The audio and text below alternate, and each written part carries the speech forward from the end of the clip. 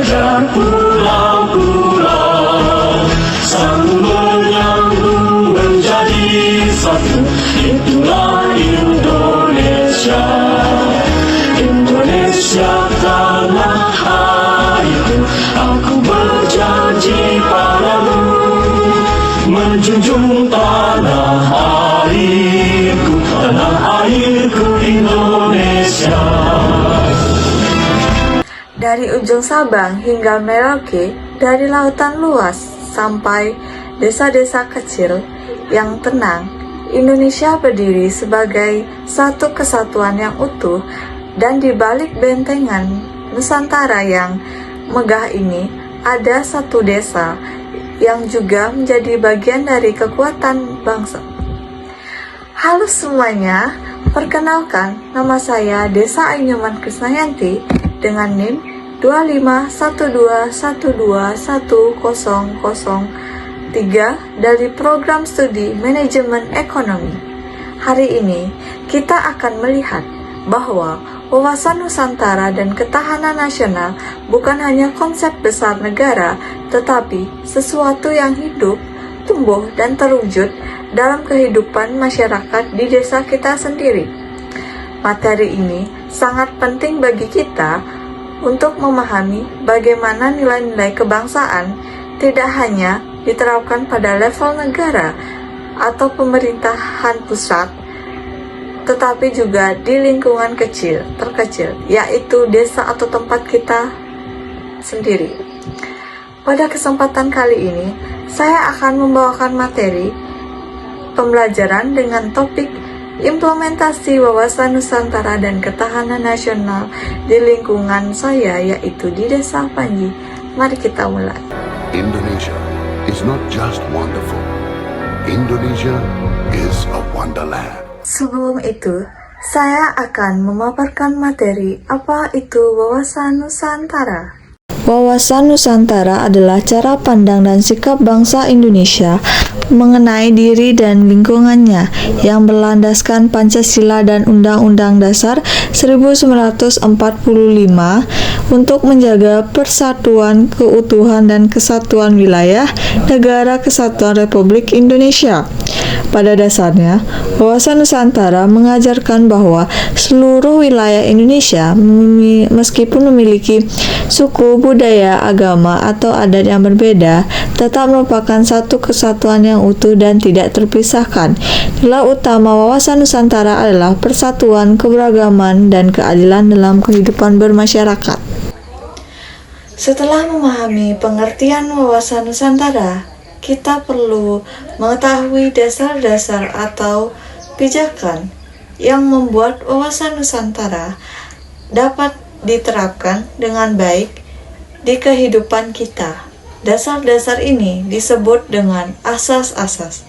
Dengan memahami asas-asasnya, kita dapat melihat bagaimana cara pandang dan kekuatan bangsa ini dibangun, serta bagaimana asas tersebut diterapkan hingga ke lingkungan terkecil. Mari kita masuk ke pembahasan berikutnya, yaitu asas-asas wawasan Nusantara. Asas-asas wawasan Nusantara menjadi pedoman penting dalam menerapkan cara pandang kita sebagai bangsa. Asas-asas ini memastikan bahwa seluruh komponen masyarakat bergerak dalam satu tujuan yang sama, yaitu menjaga keutuhan dan keharmonisan Negara Kesatuan Republik Indonesia.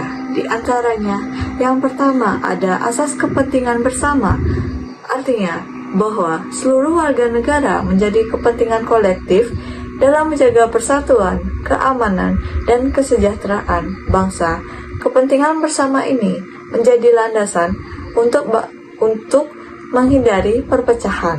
Yang kedua ada asas keadilan, yaitu menekankan bahwa pembangunan harus dilakukan secara merata di seluruh wilayah agar tidak ada daerah yang tertinggal dan tidak muncul kesenjangan yang dapat mengancam persatuan nasional. Yang ketiga ada asas solidaritas, yaitu mengajarkan pentingnya rasa kebersamaan, saling membantu, dan gotong royong. sebagai ciri khas bangsa Indonesia yang memperkuat jalinan sosial di masyarakat. Yang keempat ada asas kerjasama, yaitu mendorong kolaborasi dan koordinasi antar wilayah, antar instansi, dan antar warga, sehingga setiap tantangan bangsa dapat dihadapi bersama dengan lebih efektif. Yang kelima ada asas kesetiaan, yaitu mengandung makna bahwa setiap warga negara harus memiliki loyalitas kepada bangsa dan negara, bukan hanya dalam ucapan, tetapi juga dalam tindakan sehari-hari yang mendukung keutuhan NKRI. Nah, kelima asas ini bukan hanya konsep yang bersifat nasional, tetapi juga dapat diterapkan dalam kehidupan sehari-hari di lingkungan kita masing-masing. Dengan memahami asas-asas ini, masyarakat dapat membangun kesadaran bersama bahwa perbedaan wilayah, suku, maupun budaya tidak menjadi penghalang, melainkan kekuatan yang menyatukan kita sebagai satu bangsa melalui penerapan asas-asas wawasan Nusantara. Inilah keutuhan, keharmonisan, dan ketahanan nasional dapat terus dijaga dari tingkat desa hingga tingkat negara. Yang selanjutnya adalah ketahanan nasional. Ketahanan nasional adalah kondisi dinamis bangsa Indonesia yang menggambarkan kemampuan nasional dalam menghadapi segala ancaman, tantangan, hambatan, dan gangguan, baik yang berasal dari dalam maupun luar.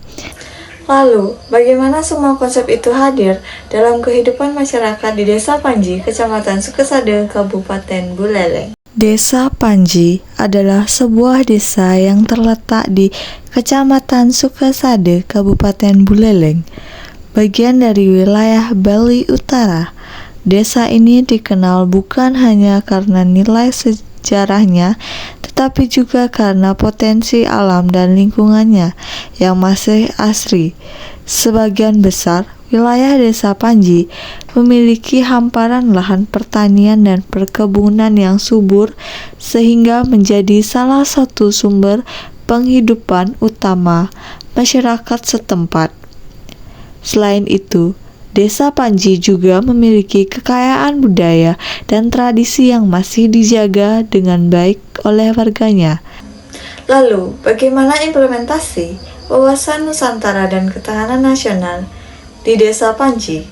Untuk menjawabnya, kita akan membahas terlebih dahulu bagaimana wawasan Nusantara diimplementasikan dalam kehidupan masyarakat di Desa Panji. Baik, yang pertama ada implementasi kepentingan bersama di Desa Panji. Asas kepentingan bersama tampak jelas melalui tingginya rasa kepedulian masyarakat terhadap kemajuan desa. Warga tidak hanya mengikuti rapat musyawarah desa, tetapi juga aktif memberikan masukan mengenai kebutuhan pembangunan seperti peningkatan infrastruktur, pengelolaan sampah, hingga kegiatan sosial masyarakat. Mereka memahami bahwa perkembangan di Desa Panji bukan hanya tugas aparat desa, tetapi merupakan tanggung jawab seluruh warga. Kepentingan bersama juga terlihat dari komitmen menjaga keamanan desa melalui sistem ronda terjadwal. Setiap warga, terutama para pemuda, terlibat aktif untuk memastikan desa tetap aman. Selain itu, masyarakat bekerja sama dalam menjaga kebersihan lingkungan, terutama menjelang hari-hari besar, adat, atau perayaan keagamaan, sebagai bentuk kepedulian bersama terhadap keindahan dan kenyamanan desa. Yang kedua ada implementasi asas keadilan. Nah, asas keadilan diwujudkan melalui prinsip pemerataan pembangunan yang dilakukan oleh pemerintah Desa Panji dalam penyusunan program desa. Pemerintah berupaya memastikan bahwa seluruh wilayah desa, baik bagian barat, tengah, maupun timur, mendapatkan perhatian yang sama. Misalnya, pembangunan atau perbaikan jalan tidak hanya difokuskan di pusat desa, tetapi juga di gang-gang kecil yang menghubungkan permukiman warga. Dalam pengelolaan bantuan sosial, penyaluran dilakukan berdasarkan data valid dan proses yang transparan. Hal ini untuk memastikan bahwa masyarakat yang benar-benar membutuhkan mendapatkan prioritas tanpa memandang status sosial. Dalam kegiatan pertanian dan perkebunan, kelompok tani juga berupaya membagi alokasi air, pupuk, dan dukungan secara adil, agar seluruh petani dapat merasakan manfaat yang merata. Asas keadilan ini menjadi harmoni dan menghindari adanya kecemburuan sosial di masyarakat. Yang ketiga ada implementasi asas solidaritas. Nah, solidaritas merupakan salah satu nilai paling menonjol di Desa Panji. Tradisi gotong royong tetap hidup kuat dalam kehidupan masyarakat, baik dalam kegiatan adat, pembangunan fisik, maupun kegiatan sosial lainnya. Contohnya saat ada pembangunan balai banjar, pembersihan pura, atau kerja bakti, seluruh warga dari berbagai umur, latar belakang saling membantu. Ketika ada warga yang mengalami kesulitan seperti sakit, kecelakaan, atau mengalami musibah lain, masyarakat sekitar biasanya langsung bergerak memberikan dukungan. Mereka membantu dalam bentuk tenaga, makanan, hingga penggalangan dana. Solidaritas ini juga tercermin dalam keterlibatan masyarakat saat melaksanakan upacara adat besar seperti ngaben atau odalan, di mana warga saling berbagi peran tanpa mengharapkan imbalan. Yang keempat ada implementasi asas kerjasama. Penerapan asas kerjasama dapat dilihat dari kuatnya hubungan antar lembaga desa, antar banjar, dan antar organisasi masyarakat.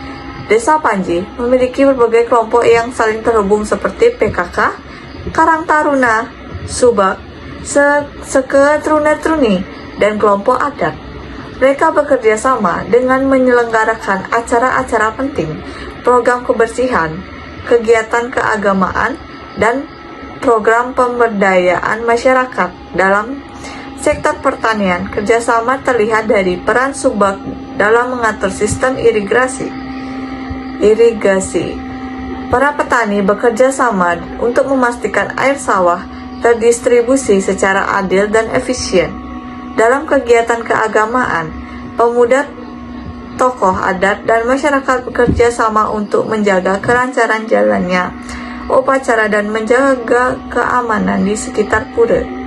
Kerjasama ini mencerminkan cara pandang holistik bahwa kemajuan desa dapat dicapai jika semua pihak bergerak bersama. Yang kelima ada implementasi asas kesetiaan.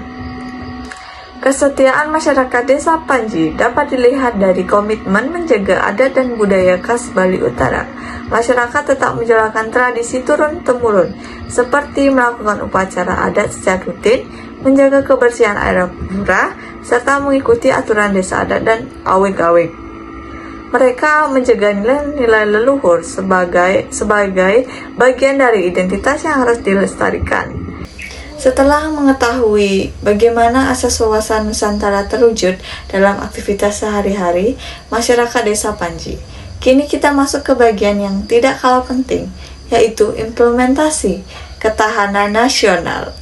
Ekonomi Desa Panji didominasi oleh sektor pertanian dan perkebunan, terutama tanaman cengkeh, kopi, dan mangga, dan berbagai komoditas lain yang menjadi sumber mata pencaharian warga. Keberagaman hasil bumi ini menjadi desa relatif stabil secara ekonomi karena masyarakat memiliki ketergantungan yang kuat pada sumber daya alam lokal. Kehidupan sosial budaya Desa Panji adalah salah satu ciri khas budaya yang menjadi kebanggaan Desa Panji adalah tradisi megoak-goakan. Tradisi ini bukan hanya berfungsi sebagai hiburan atau upacara adat, tetapi juga memiliki nilai filosofis yang sangat dalam. Megua-guakan menggambarkan strategi kebersamaan dan solidaritas di mana sekelompok warga berbaris mengikuti satu pemimpin yang disebut goa, sambil melakukan gerakan mengejar atau umpan yang dikendalikan oleh lawan. Tradisi ini mengajarkan kerjasama, kecerdikan, disiplin, dan kekompakan. Bagi masyarakat desa Panji, pelestarian megua-guakan bukan sekedar rutinitas budaya. Tradisi ini menjadi simbol identitas desa, memperkuat rasa bangga. Desa Panji mempunyai geografi. Desa Panji terletak di wilayah yang strategis di Kecamatan Sukesade dengan kondisi alam yang didominasi oleh lahan pertanian yang subur. Letak geografis ini memberikan manfaat besar dalam hal ketahanan pangan dan kesejahteraan masyarakat. Wilayah desa yang berada di dataran tinggi memiliki potensi hasil kebun yang melimpah dan kualitas udara yang baik. Kondisi alam yang relatif aman dari bencana besar seperti banjir besar dan tsunami menjadi nilai tambah. Namun demikian, potensi bencana seperti tanah longsor atau kekeringan musiman tetap perlu diwaspadai. Pengelolaan wilayah yang baik menjadi penting agar ketahanan wilayah tetap terjaga. Nah, selanjutnya yaitu tantangan dalam mengimplementasikannya. Ada beberapa tantangan yang dihadapi Desa Panji dalam menerapkan wawasan Nusantara dan ketahanan nasional. Antara lain yang pertama yaitu pengaruh globalisasi. Anak muda lebih tertarik pada budaya luar seperti gaya hidup modern dan tren media sosial. Hal ini membuat pelestarian budaya lokal seperti tradisi megua-guakan, kegiatan adat, dan gotong royong menghadapi tantangan untuk tetap diminati generasi muda. Yang kedua ada kemajuan teknologi. Tidak semua warga mampu beradaptasi dengan teknologi digital, terutama dalam administrasi, layanan online, maupun peluang usaha berbasis internet. Yang ketiga ada kesenjangan ekonomi. Masih terdapat perbedaan ekonomi antar warga, khususnya antara mereka yang bekerja di sektor formal dan warga yang menggantungkan hidup pada pertanian. Yang keempat adalah masalah lingkungan, pengelolaan sampah, keterbatasan air bersih saat musim kemarau, dan perlindungan lahan pertanian menjadi isu yang memerlukan perhatian. Jika tidak dikelola dengan baik, hal ini dapat mengganggu ketahanan lingkungan dan produktivitas warga. Yang kelima ada kurangnya partisipasi masyarakat. Tidak semua warga aktif dalam musyawarah desa, kegiatan adat, ataupun program pembangunan.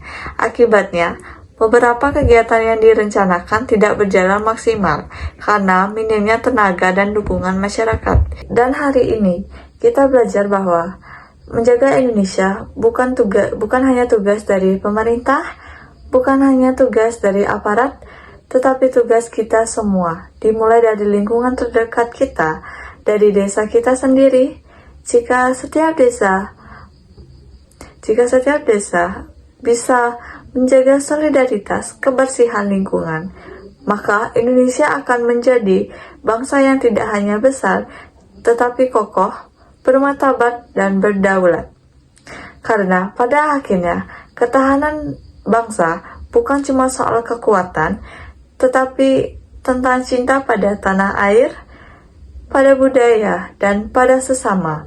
Dari desa untuk Indonesia. Baik, demikian penjelasan yang dapat saya sampaikan mengenai wawasan Nusantara dan ketahanan nasional. Semoga materi ini bermanfaat dan dapat menambah pemahaman kita semua. Saya Desa Ayu Nyoman Krisnayanti. Bye-bye. Sampai ketemu di video selanjutnya. Bye.